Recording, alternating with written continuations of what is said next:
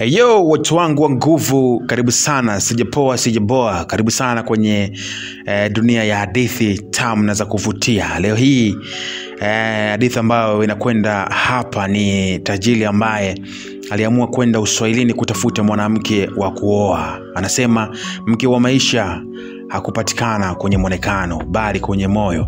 Bwana, hadithi zangu zote unaweza kuzipata YouTube kwa jina moja tu la Cha The Storyteller, lakini pia unaweza kuzipata TikTok pia kwa jina hilo la Cha The Storyteller.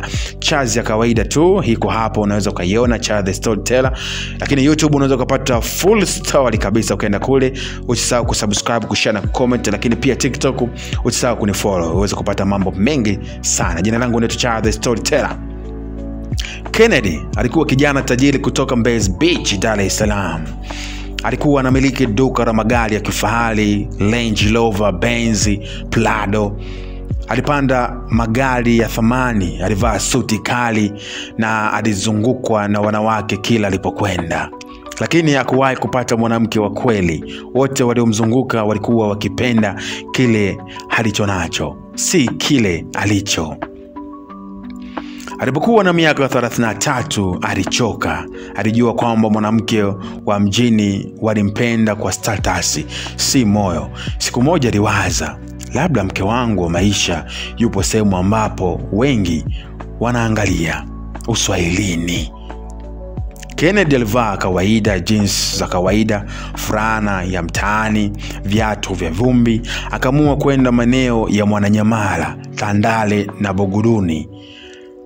Akakutana na watu wamjue kama tajiri. Aliingia kwa namna nuru kuuza chipsi.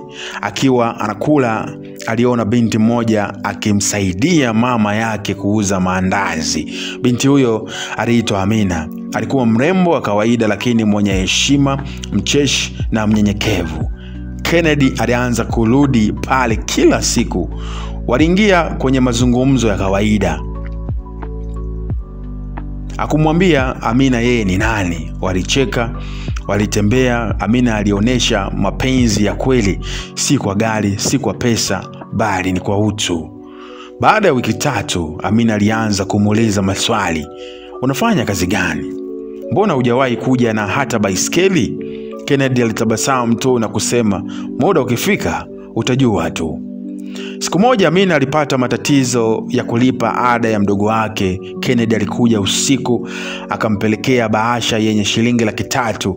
Amina alikataa, akasema, sipokei pesa kwa uhusiano. Kama huko kwa sababu ya moyo wangu, baki na moyo, si fedha. Hapo ndipo Kennedy alijua huyu ndiye mke wa maisha.